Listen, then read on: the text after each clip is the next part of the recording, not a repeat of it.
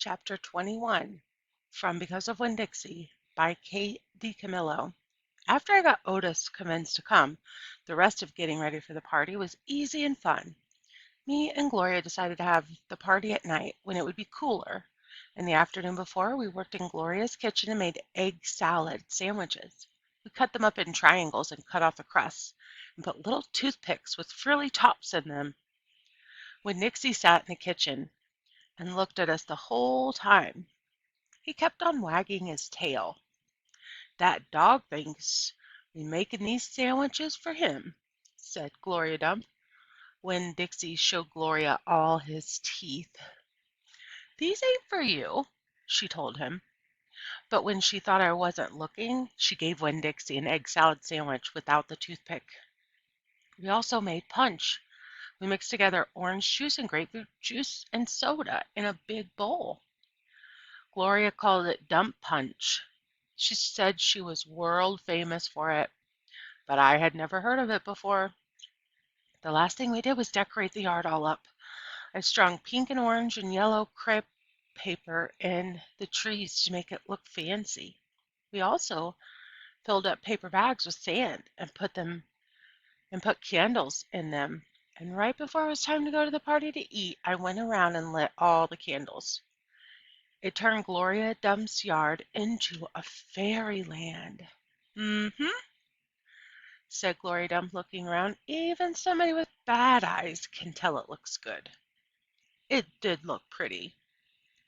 It looked so pretty that it made my heart feel funny, all swollen and full, and I wished desperately that I knew where my mamma was so she could come to the party too.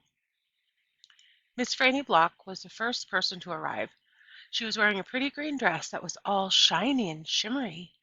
She had on high-heeled shoes that made her wobble back and forth when she walked. Even when she was standing still, she still kind of swayed, like she was standing on a boat. She was carrying a big glass bowl full of litmus lozenges.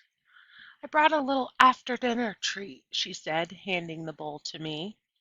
"Thank you," I said. I put the bowl on the table next to the egg salad sandwiches and the punch. Then I introduced Miss Franny to Gloria, and they shook hands and said polite things to each other.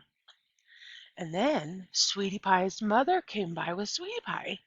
Sweetie Pie had a whole hand full of pictures of dogs that she had cut out of magazines. "It's to help you with your theme," she said.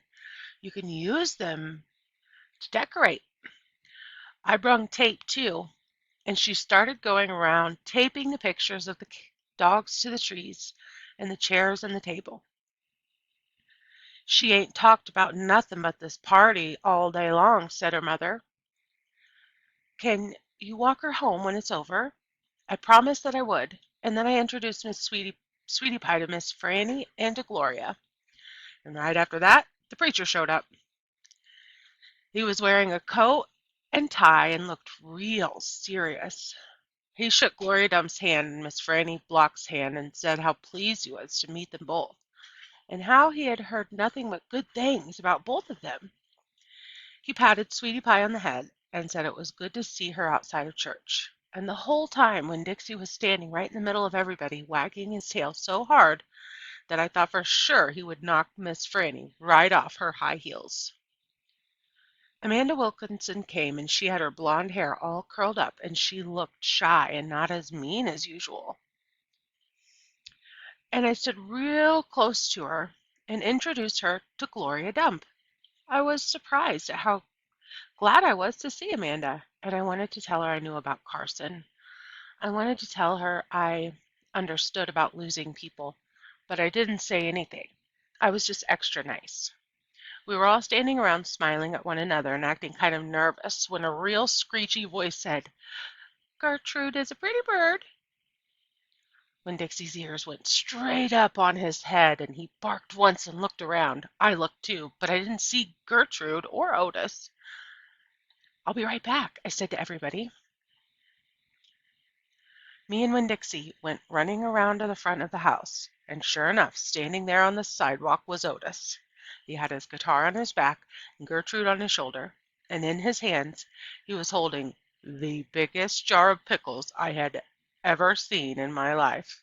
Otis, I said to him, come on around the back. That's where the party is. Oh, he said, but he didn't move. He just stood there holding on to his jar of pickles. Dog, screeched Gertrude. She flew off Otis's shoulder and landed on Winn-Dixie's head. It's all right, Otis, I told him. It's just a few people, hardly any people at all. Oh, said Otis again. He looked around like he was lost. Then he held up the jar of pickles. I brought pickles, he said. I saw them. I said, it's just exactly what we needed. They will go perfect with the egg salad sandwiches. I talked to him real soft and gentle and low, like he was a wild animal that I was trying to get to take food out of my hand. He only took one tiny step forward. Come on, I whispered.